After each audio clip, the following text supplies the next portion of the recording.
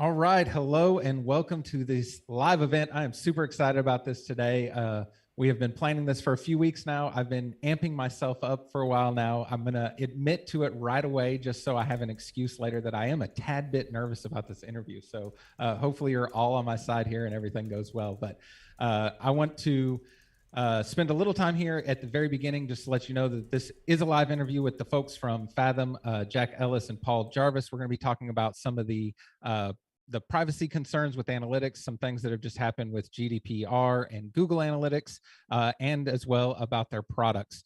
We will have some links for you to check out here during the call. Matt is producing this call today, so he's going to be watching the chat, taking questions and all that. So if you have questions during our conversation, go ahead and just drop those into the chat at the time, and Matt will be grabbing all of those. And I also wanted to say a quick little legal disclaimer, since we are going to be talking about some laws and things like that. Nobody here is a lawyer, so none of this is legal advice, just our own anecdotal advice going on here. So with all of that out of the way, I want to go ahead and say hello and good morning and welcome to our guest. Paul, why don't you take a second and introduce yourself first? Yeah, so I'm Paul Jarvis. I'm half of Fathom Analytics. I see Donata is in the chat. I also want to say thanks to Termageddon for introducing us. That's awesome. Our privacy officer, Ree, is also in the chat, which is pretty cool. So yeah, I'm Paul Jarvis. Legal disclaimer out. Yeah, exactly. I'm Paul. I am co-founder of Fathom. I do a lot of I do all of the design and some of the writing and content. Fantastic. And Jack, how about yourself? Yeah, nice to be here, Carl. Thanks for having us. I am the technical co-founder of Fathom, and so I'm involved in the technical side of things, but I've been known to write a few articles here and there. Fantastic. Well, I will say too, I told Paul I would have to give 1 second to this. Paul is the author of one of my favorite books that everybody should check out, Company of One. I've talked about it many times in the group. Part of the reason why I've been a little bit nervous to do this interview, but he's been fantastic. So going back and forth in email. So hopefully those nerves will be done here shortly. All right, so we're going to dig into some of these issues and some of the, I guess, the legal side of it, the privacy side of it here first. So I think I'm going to direct a few of these questions starting out with Jack. But I guess the first question I would want to look at, most agencies are using Google Analytics, and Google Analytics is free. So not only is it the most widely used, it's also free. So I guess my first question to you would be, why is Google Analytics free? I will hand this to Paul. Paul's okay. Got a good See, I started off right away. Perfect. It's good. It's good. Yeah, Google Analytics isn't free. You just don't pay with money. You pay with data. That's how the business model works. They're an advertising company. So for Fathom, we feel like it's just just a more honest business model. We charge a fair price for people to use our software, so we don't have to sell data because it's not in our best interest. We're a privacy first company, and it would be bad if we sold data, which is why we wouldn't. And two, we don't need to, because we make money from charging our customers a fair price for our product. And I think Google Analytics is also less and less free as more and more places rule that it is illegal. And so if you get a 20 million euro fine for using Google Analytics, it's not really that free. Dealing with complaints, GDPR complaints, also take up a lot of time. And I know, because I was a designer and I did sites for customers and clients for decades, I know that time is very valuable. And if you have to deal with those sorts of things, it can add up, and it's hard to make money when you're dealing with those sorts of things. It's also, I think, part of the answer, and part of why Fathom exists, is because we make analytics easy. So the amount of time it takes to I remember doing this so vividly, where I would set up a website for a client. I'd do their WordPress site. I did custom themes in WordPress for many, many years. And I would have to take time to teach them how to use Google Analytics every time. And after a while, I was like, this doesn't even, I don't even want to use Google Analytics, which is why Fathom is such a simple product. It's a single dashboard. You don't really have to learn how to use Fathom. You just look at it and the data is there and you kind of know how to use it. That's my very long answer. Yeah, well, I think obviously I was teeing up that question to say that, you know, and you knocked it out of the park. It isn't really free. We are paying for it in other ways. And so, you know, a lot of myself included, a lot of our audiences here in the US, where we still feel really murky about what parts of GDPR actually pertain to us. And I know we've had Donata try to beat it into our heads, and several folks, but I think that side of it, and because the data isn't so tangible like money leaving your wallet is when you have to pay something versus when somebody's just using your data however they will, it doesn't feel the same as paying for it. So I guess, Jack, why don't you give us a little bit of information? There was tons of news a few weeks ago about Google Analytics being ruled in violation of GDPR. So can you give us kind of a layman's understanding of how that worked out? Yeah, so we had the Schrems 2 ruling back in 2020, where the data transfers going to the US from the EU were ruled illegal, but everyone was sort of waiting to see what's going to happen with the enforcement. What's the enforcement going to do? Is this actually going to mean anything? And so back in 2020, you know, we're working with our lawyers and privacy officer building this system because we're thinking this is going to happen. This is going to be real very soon. And so in January, we finally saw this. The Austrian DPA effectively ruled Google Analytics illegal. And so from what I understand too, the enforcement agencies actually work together in this kind of task force. So it isn't just one country saying, oh, it's illegal here. There's typically something going on behind the scenes where they're talking to each other. And so if you're in Austria, and even in the EU as well, obviously, that's a very clear signal that you should not be using Google Analytics or many other analytics companies, actually. And you should move to a privacy first company like Fathom for your analytics and make sure it goes through the EU. So the way that we work with this, because we use Amazon Web Services, right, which is a US cloud provider.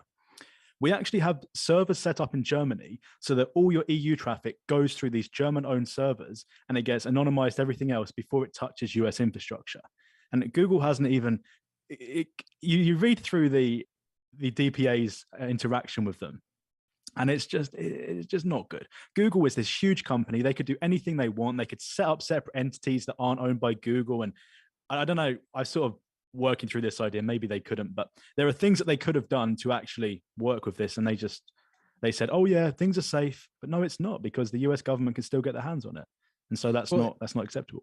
Yeah, and the US getting their hands on it. So I think that's what I want to make sure we communicate here. So is this just GDPR being a huge pain in the butt and making our lives terrible, or what's their reasoning for wanting to have all these laws in the first place? And why is transferring data to the US seem such a bad idea to do?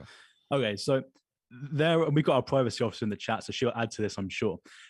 All countries have some kind of surveillance law. Right? They have things in place. Now, most of them are somewhat reasonable. Now, where the US falls down is their foreign surveillance laws are not reasonable, and they don't, under the GDPR adequacy test, that they don't pass. So you've got countries like Canada, the UK, various other countries. You can type in on any search engine you use, DuckDuckGo preferably. You can type in GDPR adequacy ruling, and you'll be able to see the countries that have been deemed adequate under the GDPR, saying they provide appropriate protection for your data. Because the US has such a big reach over foreign data, it's not considered to be adequate. And that's pretty much it. So things need to change. So what I heard you talking about on the call you guys did with Hans and Donata at Termageddon is basically the EU is wanting to protect their citizens from being surveilled on by the United States government. And if that data is going into United States services or services that are based in the United States, it's easy for the government to get their hands on that data essentially, right? Yeah, and it's not EU versus American businesses. This isn't what it is. It's the US government that needs to actually take a long, hard look at what they're doing and say, yeah, you're right, this actually isn't acceptable. But the US government has a very different look on data to the EU government, and it's very much about kind of homeland security. So this isn't a war against American businesses at all. And I know a lot of American businesses feel like it is. It's the US government. Well, we need to lobby the US government to make changes, which sounds ridiculous. And whether that's possible, I'm not sure. But maybe if Google start lobbying the government, maybe we'll see some changes. I think they are, but for the wrong things. For the wrong reasons, yeah. The other side of it. Well, I think we saw that a little bit here in the reverse, like how this is there was a huge uproar around TikTok and like all that being based in China, and like, what are they doing with Americans' data? So I think here in American, we do care about that when the shoe's on the other foot, right? So Good point. I think it's being able to look at this from both sides. So, okay. So, obviously all these laws are in place in the EU now. Some of these things are getting settled in court cases to the point where you can say like it's illegal to use Google Analytics. It seems the tide is going that way eventually everywhere. When you look at privacy laws, they're not getting more relaxed, they're getting more stringent. So even if that doesn't affect you right now, how do you think agencies should be looking at this as far as the future of our business and what we need to do to protect ourselves going forward? So we've talked about this a lot, and we do have some opinions on this. You could run around thinking everything's on fire, panicking about all US services, panicking about the fact that you're processing EU data. Our advice is obviously, this isn't legal advice, but our practical advice is to look where the enforcement is going. Is enforcement going after analytics? Yes, it is. That means that they're actively getting complaints and they're going after them right now. They're not going after, like Amazon Web Services, they're not going after DigitalOcean, for example. So you don't just run around panicking. You need to focus on what you can realistically do. And our privacy officer always tells people to just make sure you get everything you can in order. So you're covered for GDPR in as many areas as you can be. Like, American businesses can only do so much, and I really would advise to focus on where the enforcement is going. And that's pretty much, that's it, Paul. Do you have anything to add to that? Because I think that's what you can do. Yeah, I think those are good points. I think the other thing is that even the states are implementing privacy laws like CPPA in California. And now I think there's 3 or 4 states who are implementing almost templates of CPPA in other states. So even if federally things aren't changing at a state level, it seems like things are. And it seems like legislatures at a state level are saying, okay, well, if the federal government isn't going to update FISA or those sorts of things, other executive orders for foreign spying, then we'll do what we can to protect our citizens in the states where we can affect change. So even in the state, like what Jack said, I think is so important, is that this isn't kind of a rally against American business. It's a rally against the US government to make it easier for US businesses to do business on the internet. Yeah. Yeah. And I mean, the whole point of states doing this individually, at least here in the United States, that makes everything a whole lot more complicated, right? And you talk about this not being like a war on America, but I think a lot of Americans feel like the GDPR thing is so hard to wrap your mind around, because does it concern you? Does it not concern you? Does it apply to you? Does it not apply to you? And I think, Paul used to be in the business that the rest of us are in, where it really starts to change my outlook in the future is, okay, I'm going to have to contend with this, even if it's not every one of my clients, some of my clients that I have to comply with this for. So is it easier to have different policies for each client and figure out what I can do for this client that's different from this client? Or is it better to just go with, okay, this is the most compliant solution, so I'm going to use it across the board? So that's where I think we can have a conversation here about what makes sense for your agency. Do you want to be the one that's running around with your hair on fire trying to make sure every individual person's taken care of, or is just slipping through what they need to comply with? Or do we just go with the most compliant and know that our bases are covered and can go from there? So I'm sure you faced things like this in your agency as well, Paul. Yeah, I mean, I guess to put my sales hat on for just a second, part of Fathom is obviously the privacy first compliance stuff. But because my background is agency, the way that my mind works is, okay, well, how can we make this product good for agencies? And things like our custom domain solution that bypasses ad blockers. It's like, okay, we have this solution, so then your customers of your agency can get 100% of their data instead of half or so, because a lot of people use ad blockers. Because privacy is so prevalent, at a consumer level, people are taking steps to protect their privacy. So they're installing things like Ghostery or AdGuard or those sorts of things. And that's why we've innovated in that area as well in privacy, where we feel like, okay, well, if we're compliant with these privacy laws and we're therefore a privacy focused company, so we can bypass things like ad blockers and still be good, and also be able to collect like just a more accurate picture. Like if you're only getting half of your data from Google Analytics, is that really that accurate? Like how useful is that data if it doesn't tell the whole picture?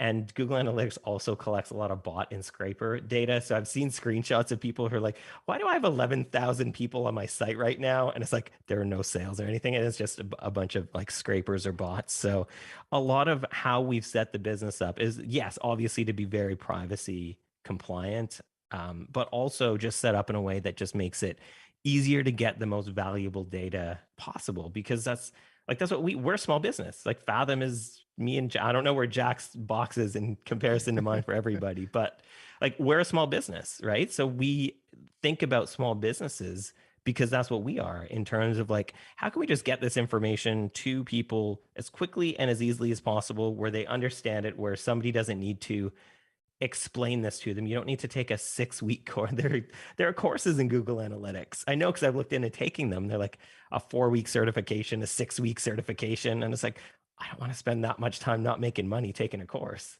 Yeah, absolutely. And you know, I think where the compliance side of it becomes so difficult for, you know, we're having to have a webinar and invest our time. There's people watching right now to invest their time to learn what's going on with these laws, learn how we should be adapting to them or how we should be thinking of them going into the future. I can't imagine how uninformed all my clients are, right? And so our industry has gone along since its existence, which in the grand scheme of things isn't very long, but it's gone along basically with no regulation. Anybody can be a web developer, anybody can make any kind of website, and anybody who's ever built client sites has had a client come to them say, hey, my last web developer disappeared, my last web developer did a bad job, he, you know, all these things, because there's nothing restricting people from just doing this. And I think in a way this regulation is good for our industry in that it raises the barrier of entry a little bit, maybe not immediately, but I do think we have the responsibility as agencies, as web developers, as freelancers to try to get this information to our customers so they can make better decisions, right? So we're building them websites that are, and this is outdated, but we're building them websites that are responsive because we know a lot of their traffic comes on mobile devices, right? So we wouldn't even question that now, but do we need to be doing things like making sure that they're not leaving the door open to their customers' data being misused, right? So how do you think that responsibility falls on us, just in like an ethical way, not necessarily a legal way? Yeah, I think it's important to think about those things, right? Like I think that's why companies like Termageddon exist, to have good privacy policies in place, because these are the sorts of things, like if Google Analytics is ruled illegal, it doesn't mean that Google Analytics is sued. It means that the company who uses Google Analytics could have a legal case brought against them. So the onus is on the site owner and the person who helped that site owner build the site. So I think part of it too is that like Jack, like this is our lives. Like Jack and and Ree in the chat, our privacy officer, like this is what we do all the time. So we work to ensure that we have compliance on the analytics front. So our customers can just be rest assured that, okay, this is just going to work.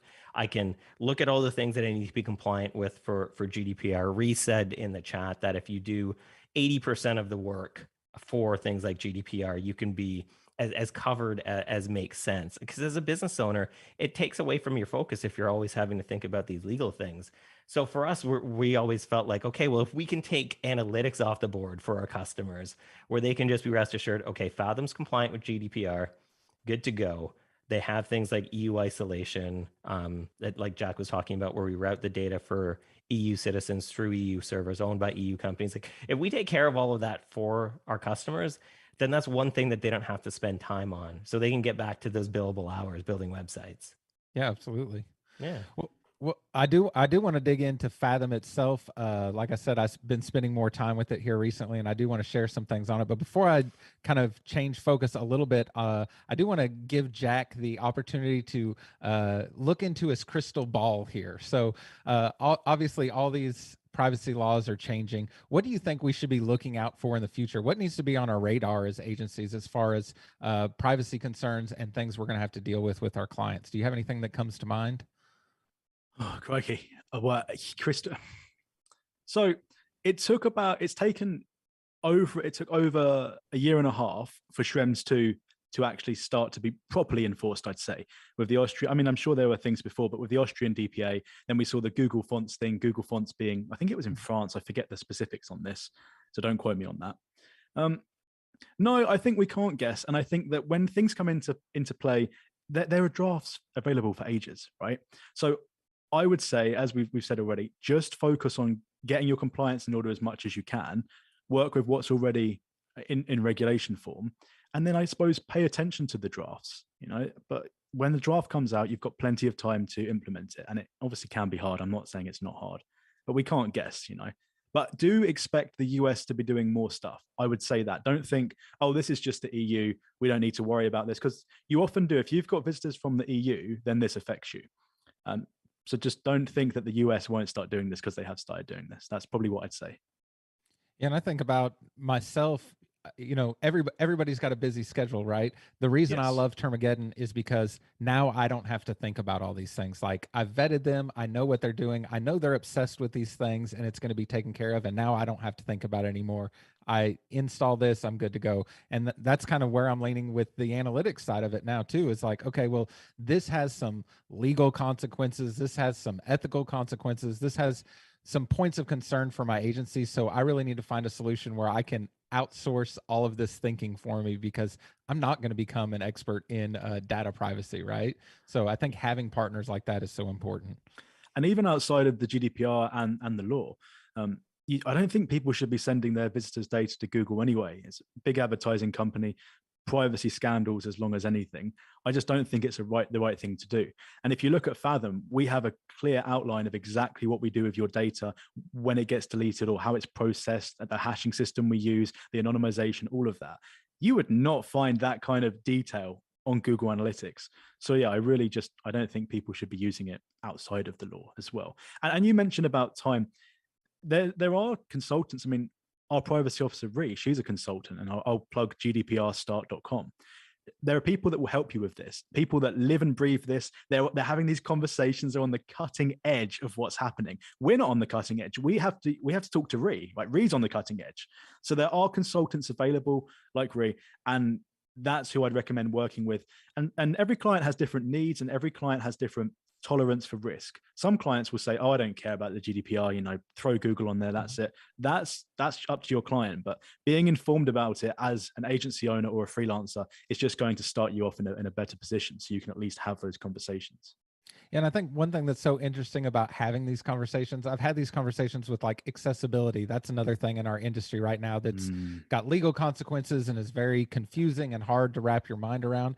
But one nice thing about being at least ahead of your peers in having conversations and showing up on webinars like today to educate yourself on these things, is when you have those conversations with clients and they go talk to another agency that doesn't bring those things up, it's like planting seeds of doubt in their mind about everyone else, so you really do set yourself up at an advantage by bringing up these things to clients and not sweeping them under the rug. Absolutely. It's a great point. So let's I think you kind of answered this question in the first question I asked you, Paul, but why don't you tell us why Fathom does cost money? Because I think that's everybody's biggest hang up when they go to use fathom.com and they click a pricing page and Google Analytics is free and Fathom costs $14. Why would I pay you money if I can get this for free? Yeah, I mean, that came up in the beginning and that really doesn't come up anymore. I'm happy to talk about it though. Like, Jack, do you remember last time we got a support ticket for something like that? Like, it's been... No.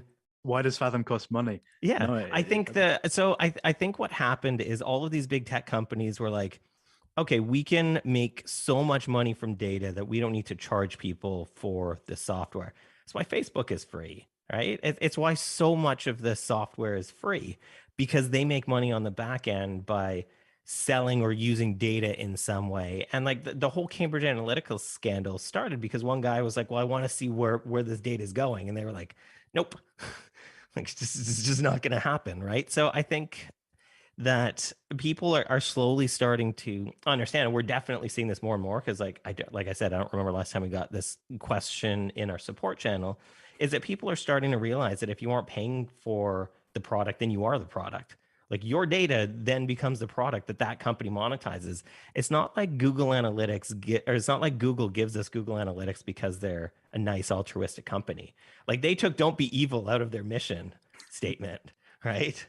Like they're not doing it to be nice. They're doing it because they're like, well, we could charge, like Fathom, we could charge like say $14 a month to start, but they're probably making way more than that on the data. Like this is obviously just a guess because Google and all of big tech is literally a black box where we don't know what happens with that data. We don't know where that data goes. We don't know what that data is used for. We don't know what they know about us. Like if I'm browsing a site, I don't know what's being collected about me. I mean, like I have a VPN and I have all sorts of security measures, but still it's like, I don't know. And that's troubling. That's really troubling to me. You're not going to be a victim though. It's going to be the people that don't know about VPNs, right? Yeah. That are getting caught up in this. Yeah. I mean, but you shouldn't have to take all of these protections to protect yourself, which is why, GDPR can be an annoyance to think about, but like the gist of it and the reason for it existing is to protect citizens. Like that to me is a net positive, even though it does take a little bit of work as a business owner to ensure and to learn about how compliance works. But still, it's just like CPPA in California. These things exist. These privacy laws exist because big tech has been overreaching for too long with all of our data and saying, "Oh, this software is free." It's like it's not free. It's going to cost you either way. For us, you know what you're paying with Fathom. Yeah, you're paying. It starts at $14. I mean, you start doing the math. I don't know how many websites. I think I looked it up the other day. How many websites Google Analytics is installed in? But if they just started 85% of the internet. Yeah. So I mean, an astronomical number. They could start charging $5 a piece from it, and probably get 50% of those people to sign up and make billions of dollars. But they don't. They don't, because what they're getting it for now is a much better deal for them, right? So that's where it starts to worry me, like, okay, where is all this going? So I think that covers, I think that makes sense to people why Fathom would cost money. So let's talk about some of the features of Fathom. So I signed up a few weeks ago, ended up moving, I don't know, 6 sites or so, and have been playing with it. Cool. So a couple of the bullet points I wanted to cover on here was, man, you're right about having to take a course for Google Analytics. I don't understand half the things on there. I can't find half the things I need. There's way more things that I don't look at than I would ever look at. But it's not like that on Fathom. And I think Matt's here in the chat as well. He's got a link to a public dashboard I set up for one of our websites where people here watching can go look at a live dashboard of one of our websites. But literally the entire analytics dashboard is one screen. So can you tell us a little bit, I guess, Paul, about your philosophy on how you're presenting this information to folks? Yeah, we wanted to surface data. At the time that we created Fathom, I was a designer running my own little agency. So I wanted a single page where myself and my clients could look at their data and understand it immediately. And so, yes, Fathom has less data than Google Analytics, but we feel we have, one, more accurate data, as I talked about previously, but two, the valuable data that you need to make most of your business decisions, right? So whether you're running campaigns and using UTMs, whether you want email reports with your data so you don't even need to log into Fathom, or if you want to see your top referrers or your top blog posts, see like, okay, what blog posts are the most popular? So then I can tell that client that's what they need to write more of, or I can write more of that kind of content on my website. Yeah. So simple, easy, like Jack and I, it's funny how hard simple. So I mean, we're talking about agency owners, like it's amazing how hard it is to make a simple website. Just like it's amazing how much work it takes to make a simple piece of software. Jack and I sweat details for months sometimes to come up with, okay, what is the most optimized flow for people to get the information they need in the least amount of clicks and the most amount of understanding, right? Because we never want, like, I think we will have failed as a software company if somebody creates a 4 to 6 week course on how to use Fathom. Yeah. Like, we never want to get to the point where Fathom is that huge and that complicated where you need to take a course. I actually thought about doing a little promo video leading up to this call where I show people how to use it or what I'm finding, but you have like a 3 or 4 minute video on your YouTube page that literally explains everything. There was no point in me doing that. It's less than 10. I mean, you're welcome to make one. I think that would be awesome. But yeah, the video for the Fathom walkthrough is less than 10 minutes. And in the best case scenario, we'll keep it to about that. We're adding a lot of new features this year, but they're all features that are simple to understand and just kind of build off of what we've already got, where we're still going to be a simple privacy-focused analytics solution for folks. Absolutely. The other thing, and you mentioned, excuse me, a little bit here, was the email report. So I signed up for those as well. And that's a really easy, quick thing to be able to see in your inbox and get information. So will you tell us kind of the features of that, the email reports? Yeah, it's a snapshot of how each site or how all of your sites are doing. So it just gives you the breakdown for this week or for this month, and then it relates it to the previous time period. So you can see, okay, if my page views were 100 this week, and then I can see beside it in green or red, well, they were 90 last week, so it's gone up by 10, which is good, or it's gone down by 50, which is bad. So maybe I need to look at that. So email, it's funny, email reports we built, and we're like, okay, a couple people are going to use these. Everybody uses them. Well, what I love about it is I can send that to my customers and there's Yes. no explanation needed. Like, it's very simple. They'll know from just looking at the colors, basically what's going on. Like, did we have a red week? Did we have a green week? And you could get enough information from that. Yep. And you can make them send just to a specific client about a specific site. So if you're sending it to somebody, they don't see all of your other customer sites. They just see theirs. Right. And like I said, Matt did drop the link to our shared dashboard. So there's 3 options in that. You can have completely private, where only you have to log in and see that information. You can have completely open, like what we shared there, where anybody can go visit that link. And then there's an in-between where you can password protect that page. So I imagine that's what I would set up for my clients is, here's the link to your dashboard, here's the password, and you can get in and see all that information. Exactly. So you can have different sites for different clients. It's awesome. Yeah, that makes a whole lot. That's a lot easier than Google Analytics. The other thing that I thought was really interesting, poking through all the settings in there, is uptime monitoring is included. Yep. So there's another service you don't have to sign up for. Can you tell us about the notifications that are available inside the uptime monitoring as well? Yeah, text, email, Slack, and Telegram. So you wouldn't be the last person to know when your site or your client's websites are offline, especially if you also sell hosting. Then you want to know very quickly so you can get your client's site back up. People have made mistakes too. They've forgotten about a certificate, or they've made a tweak and it's gone offline, and they've been notified on their phone instantly, and it's obviously saved them from looking silly in front of their clients. So I've had a lot of grateful emails from that. Yeah, and I think I signed up before. I think I have all my clients on Uptime Robot, and it's like 5-minute intervals included in their free plan or whatever. But I think on y'all's it's 30 seconds or a minute you can sign up for, right? Yeah, that sounds right. It sounds right. Okay, we'll double check that. Yeah, it's variable. You can set it from 30 seconds to a minute all the way up to, I think, 10 or 20 minutes. There's a bunch of different options we offer. Yeah, super fantastic. And you talked about this a little bit, Jack, the EU isolation. So can you recap why that's important for folks and how that kind of works? Yeah, sure. So you need to not process EU personal data like the IP address or the user agent. And we've just seen someone in the chat from Germany, so this will be relevant to them.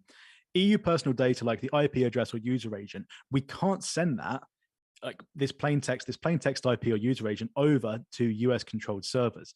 So instead, what we do is we route it through to German owned servers. It's owned by a company called Hetzner. They're a German business. We have 3 regions in Germany, and the traffic goes between them. And these servers actually anonymize the data before it gets through to our US servers. And the best thing here is that our European servers actually have a salt key. It's like I think it's a SHA-256 hash key or something like that. And you cannot, it's not like it's encrypting it so it can be decrypted. It's hashing it. It's one way. And then this salt gets cycled. And so the US government would have to hack into the EU servers by going through Hetzner, and they'd have to get hold of this hash key. And even then, they still wouldn't be able to work out when, because it all cycles all the time.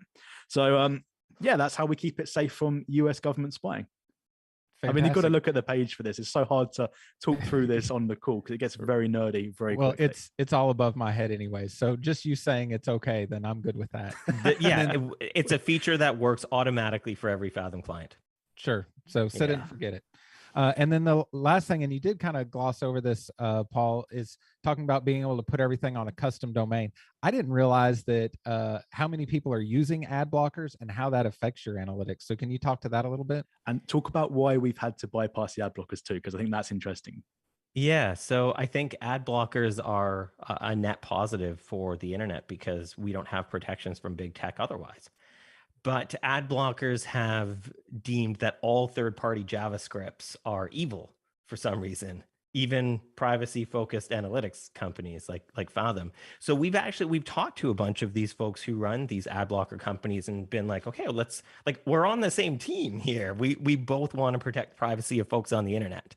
And they haven't wanted to play ball. They haven't wanted to adjust or put critical thinking or reason towards their reasoning of their product. So we decided to iterate, to adjust. So we launched something called custom domains, which bypasses ad blockers, where you can get 100% of your data in Fathom versus sometimes 50. It's hard to say, every website is different, but some websites, if 50% of the internet uses ad blockers, then on average, 50% of your traffic is not going to be tracked in Google Analytics, which means things like if you track conversions in Google Analytics for product sales, you're not going to see all of them, which means the data from something like Stripe isn't going to you're not going to be able to reconcile your analytics books for your customers. So yeah, custom domains basically creates the script on a different URL. So ad blockers, because this custom domain is different for every one of our customers as you create it, and it's I think 2 DNS records, something like that. And it's very sad. It takes literally no time. Especially agency owners know DNS stuff because that's your lives. I understand. So it takes very little time to set up a custom domain, and then that then protects you. Was there anything you wanted to add there, Jack? Absolutely. If we're on full marketing mode, now the thing that sets us apart from other options, our custom domains are actually running on top of a CDN. And for those who aren't aware what a CDN is, it's basically multiple servers around the world, meaning that, or even within the US as well. So different people in different areas of the US are going to get the fastest possible response time versus having just one server, perhaps in the EU. If you're connecting to the EU from the US, it's just not ideal. It's just too slow. So we have a CDN behind all custom domains, which is pretty awesome. Yeah, I mean, it's obviously there's all these privacy benefits, the simple dashboard being another benefit, the uptime monitoring, but the fact that the script to actually load the analytics is smaller and less heavy, and being served by a CDN globally makes it better for performance on your website as well. So that's another we're better for page speed than Google Analytics. People say will using Fathom instead of Google Analytics affect my SEO? We think it does, but in the other direction, where we think it's better for your SEO because your page loads faster, because one, we have a very small script, and two, it's loaded through CDN, so it loads fast everywhere in the world, not just in Europe. It's amazing how better your performance numbers are when you turn off Google Fonts and Google Analytics, and then automatically your website performs a lot better on Google's performance tests. All right, fantastic. I've seen a ton of questions come in here, so I want to try to get to as many of these as we can. Matt, are you still here where you can drop in some of those questions directly to the guys for us? You betcha.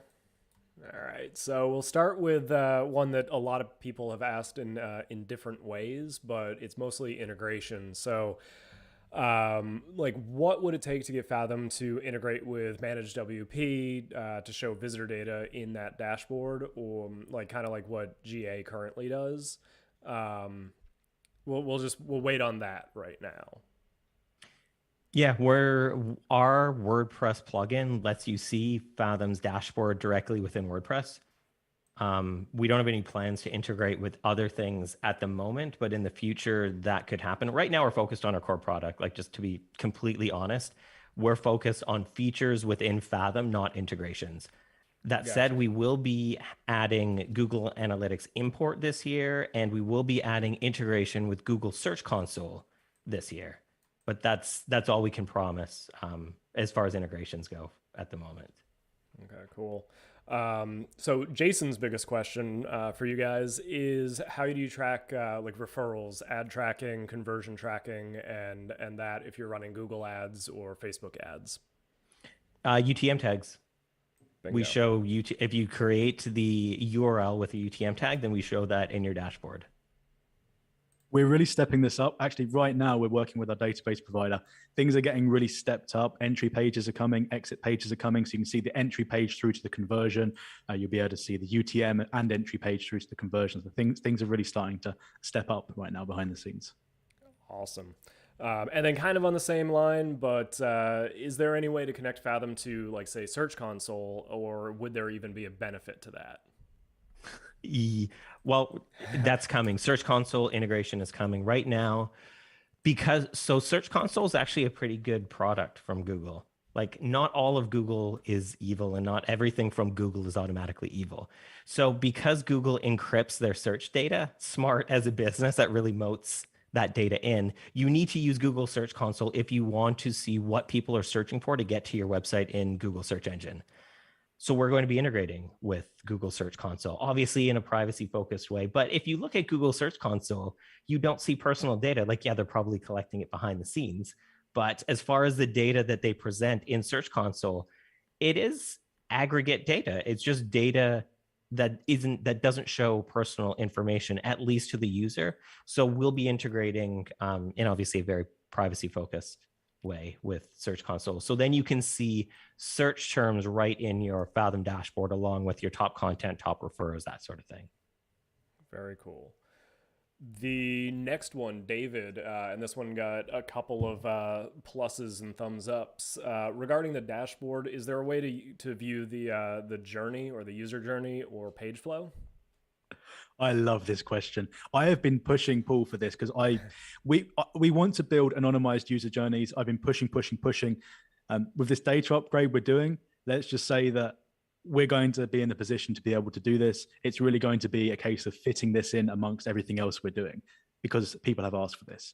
And thank you for asking that, because it's then another +2, in fact, or maybe +3. So yeah, I want to do anonymized data journeys. Paul, are you there yet?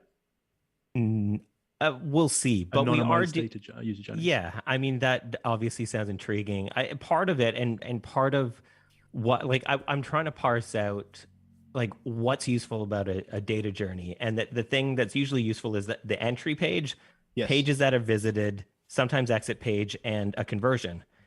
We do most of that now, and we're going to be adding exit pages at some point in the near future anyways, and tying better data to entry pages and event conversions like in a month, maybe 2 months. Yeah. Wow. So it might not be 100% a user journey of this person did this, and then converted, because that feels less privacy focused from an optics standpoint.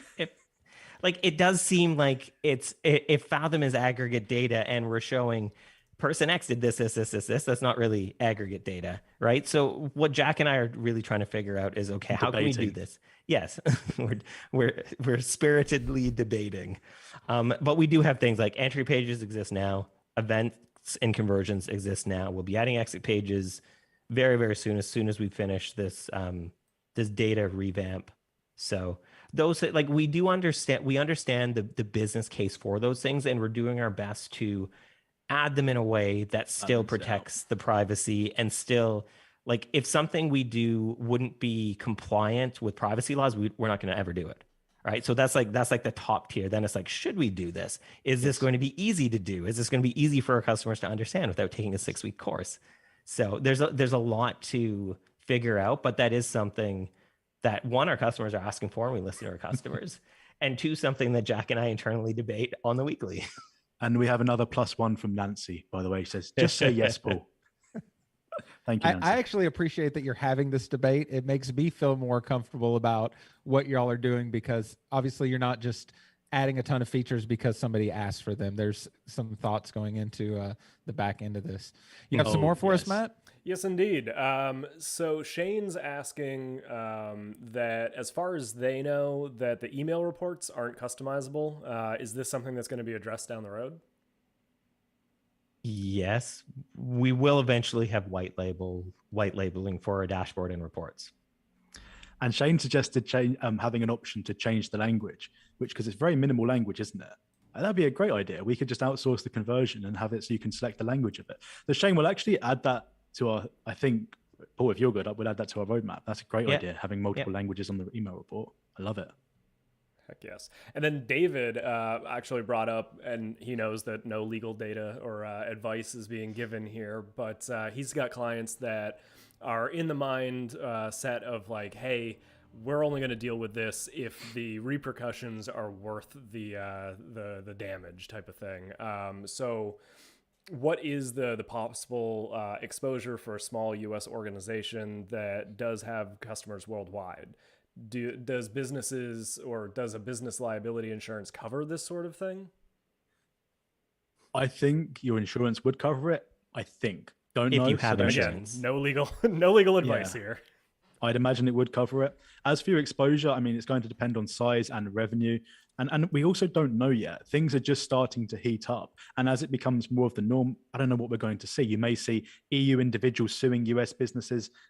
We don't know what's going to happen, to be honest. And we'd be guessing if we tried to answer this one. Very cool. I mean, with such a simple fix, any exposure is not good, right? So for $14 a month or whatever it is to kind of put that exposure to rest, it seems logical to me. It's also a selling feature to customers where like you don't have to worry about compliance with analytics. And if you pay $14 a month, you get up to 50 sites included in that plan. So you get a 50 of your customer sites on there. That's less than $1 a customer a month. Build that into your and charge a bit more for it, obviously, because that's what you should do as an agency, is find ways to build more revenue per customer. And then you just offer it to your customers where they don't have to have their own $14 a month plan. Right. And then if you have more than 50 customers, we have pricing for that as well. Right. So like there's ways to figure it out where like you can, if you think this is important, if you think it's something that you don't want your customers to have to worry about or think about, then it's doable. Like Jack said, though, like everybody has different like ways that they think about risk. Risk tolerance. Yeah. Risk tolerance. So we're not saying Fathom is the best fit for every single person, every business on the planet, but for those that it makes sense for, it's definitely a good idea, I think. All right, so we're down to the last couple, but Proud Pup Media says that they currently use Clarity on client websites to understand user behavior on individual pages, which they find to be useful, but also kind of feels like they're spying on people. Do you guys plan to have anything similar in the future? Clarity is probably illegal as well. Microsoft, that would be illegal as well. So I wouldn't use Clarity. Feels like spying on people. So user behavior on individual pages. My take is always that it depends on the level you go to. I've never liked it when you can do session replay and you can sort of see everything they're doing. We will absolutely never do that. For us, it's always about keeping the users of your website completely anonymous. We don't want you to know who is doing what. And so that's where we're not a good fit. Like Paul just said, we're not a good fit for everyone. If you've got a website application and you're looking to see what individual users are doing within your app and when they use this feature, that feature, we're not good for that. So yeah, we will never do this invasive stuff. And I do agree. I do agree with Leanne that it is helpful to watch people use your site and then go back and go, oh, I need to move these things around. But there are other ways to do that, right? So you can do all kinds of user testing and do that without being creepy. Because I think if the shoe are on the other foot and you're thinking about the websites you're visiting right now, whatever they may be, and that they're tracking every movement you make on there, you probably don't like that. Like nobody really prefers that they're being tracked everywhere. So we have to be good custodians of that as well and think, okay, well, if I don't want this done to me, then I shouldn't be doing it to other people as well, so. All right, and then 87 Web, they posted this twice, so we're gonna hit it. It's a good question. What sets Fathom apart it's a good from question. Other SaaS plausible? Yeah, so a few things sets us apart. Fathom runs on enterprise grade infrastructure. We run across multiple availability zones. So for example, if one server or if a cluster of servers go offline, we have multiple availability zones, meaning our uptime is ridiculously good. Plausible's uptime isn't too good. You can see that on the website. If you go to their website, look at the footer and look at their status, you can see their uptime. Yeah, I mean, feature by feature, there's obviously going to be differences. We really put a emphasis on privacy law. So a big budget item for us is on lawyers, privacy officers, that sort of thing. Competitors don't really have that same level of focus. And we've actually been in a position when the Google Analytics ruling happened and it all got made illegal, we were actually in a position where we got to educate some of our competitors. And because we'd written about how to do this EU isolation piece, they were able to copy us. And through our marketing copy, we always talk that we're the innovators and most people just sort of follow what we do maybe a few months to a year down the line. And that's it, really. I mean, we could go over feature by feature, but I don't think that makes sense. Anything to add, Paul? Yeah, I mean, somebody wrote a review of us yesterday that I think the reason why they chose Fathom over Plausible or something similar is we actually have legal resources. I'm a writer and a designer. Jack's a developer. Like, we're not, Jack understands law better than most developers, but like, we're not lawyers, right? So we hire lawyers around the world. We have a privacy officer that was, I'm pretty sure she was our first consultant hire for Fathom. Like the first person we paid that wasn't Jack and myself was a privacy officer. Right. So like we think about these things and we don't adjust after the fact. We adjust prior to the fact and we launch things. Yeah. I mean, like this market didn't exist until Fathom came along. So Fathom, we were the first to market in the simple privacy focused analytics space. I think because we've done well, other people saw, oh, there's a market here. We can do this. We can do kind of similar. So I think, go ahead, Jack. Well, it's like asking a designer puts something together, right? They spend so much time getting all the details. I mean, you were the first designer Fathom, everything put into place. Then someone comes along, kind of copies and pastes it. And then they say, what's the difference between these two? And as a designer, you feel like I put my heart into this. So it's always a weird question when certain competitors come up. But yeah, people have written reviews. If you type in, Fathom versus Plausible, you'll be able to read some good reviews out there. I'll add on to this here. I am swayed by the people that show up for the community and for the people that are willing to put in the time, right? So one reason why I love Termageddon so much, and they have plenty of competitors too, is Termageddon is showing up for our community, which is the one I care about most, right? And helping with resources and helping with education and all these things. And I can tell that they're invested in making these things better for people. I'll go back to this one more time and then I'll shut up about it. But if you've read this book, Company of One, I can imagine that you would spy pretty quickly that Fathom lives by a lot of the things that are talked about in this book, as far as who's running this business. I get the impression they're not selling it tomorrow, that they're pretty invested in this, and that these are going to be the people that you're also speaking with when I sent a support ticket, which was, I think, just support@usefathom.com. I got one of these two replying to my conversations within a few minutes,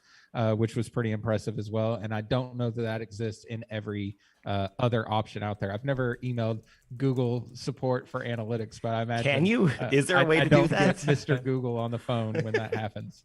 Something we do as well. I mean, if there's any developers in your audience, we publish details of how we build stuff. So, we're processing billions and billions of views. I've written multiple blog posts about how we do that. So that's always quite fun to read. Something else that came up from Lisa, I don't know if anyone saw this on the chat. As you add features, will the price increase or will users be grandfathered in? And I think that's a great question because we have competitors. We talked about one of them today, where they have whacked their prices up, I think over 50%. I think we saw it recently. With Fathom, we actually launched version 3 and we said we're not changing prices, especially at the lower entry. We don't want to change prices. It's good as it is. We can keep things sustainable as is. We haven't got this big kind of $1 billion acquisition that we need to have. We're self-funded. We don't have outside investors, and it's a very different, a much calmer way of operating. So we're not chasing this multi-billion-dollar exit where we have to jack up the prices that no one can afford Fathom. That's not the game we're playing here. Jack read Company of One too. Oh yeah. I made him before we partnered. You're right. 5 times. Yeah. Since everything's transparent today, for transparency's sake, Matt is dropping a referral link we have for Fathom inside the chat there, which is just theadminbar.com/Fathom. we do get a small commission for recommending you to them. And I believe you get a $10 discount on your first invoices, which is like 70-something% off. So it's nothing to turn your nose up at. Matt, do we have any more questions left that you want to get to before we let them get on about their day? Yeah, we're gonna hit two. One, just to continue that line of thinking that you just mentioned. How long is that discount good for? Forever. Bingo. Yeah, the code's always there. Yeah, $10 off the first invoice. You just get $10 off that first invoice, right? So I know this isn't how webinars are supposed to work. You're supposed to buy before the end of the webinar. No. Limited time. Commented that she really needs to read that book, and yeah, I think Kyle and both myself will agree that pick it up. It's worth it. And then we're gonna end with not a question but a comment. I'm gonna butcher this name, either Mucha Design or Mucha Design. Notice that Paul and Kyle's glasses, you guys are twinsies.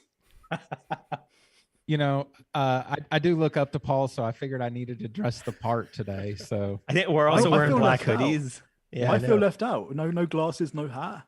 Well, you need to get with it, Jack. We were going to have a little talk with you after this is over. Not sure you're here for the long run, buddy. Oh my days. I love it. All right. Well, fantastic. Well, if anybody else has any more questions, we will have a dedicated thread to this conversation inside our group. If you're not a part of our group, you can go to theadminbar.com/group and you can join that. So we'll be having some conversations in there. I'll be glad to share any of the experience I have with Fathom. I am working on I struggled a bit on how I was going to inform my customers that I'm going to be disconnecting their Google Analytics and connecting them to something else. And I went back and forth on exactly how I would bring this up. But what I've decided is they're paying me to be, part of what they're paying for me is my advice and consultation. And I want to be the best steward I can of their properties. So I think this is my best advice moving forward. So when I finalize how I'm going to word that for folks, I'll be glad to share that in the group as well, if that's helpful for anyone that's going to be making the switch as well. If you're still here on the YouTube thing, hit the little like button and subscribe if you haven't already. I hate when people say that, but it does really help. So it just takes one quick second and it will make me very happy when I see we had hundreds of likes on this call. So smash the like button if you will. Paul and Jack, thank you guys so much for doing this. I really appreciate you guys taking some time. If there's anything else you'd like to add here, the floor is yours. Take it away.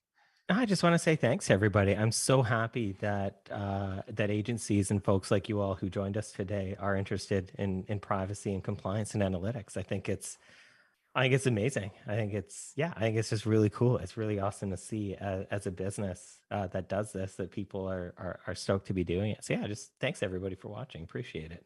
And before anyone sends in any comments, I will be getting a haircut after this call. I'm glad you said something. Right? At least a hat, he says. Well, I will say to your point, Paul, it looked like we have about 5,000 people in our community. We had about 100 people show up to this call today. I will say, wow. I think those are going to be the people that are pulling ahead of the other people that aren't thinking about these things. Eventually, that's going to catch up. So if you spent some time here today, I think you made a wise investment in the future of your agency. And I do appreciate you coming to hang out with us. All right. So we'll wrap this up. Again, thank you guys so much. We really appreciate it. And hopefully we get to have another conversation one day soon. Thanks so much, Carl. Right. Appreciate it. Bye-bye. Bye-bye.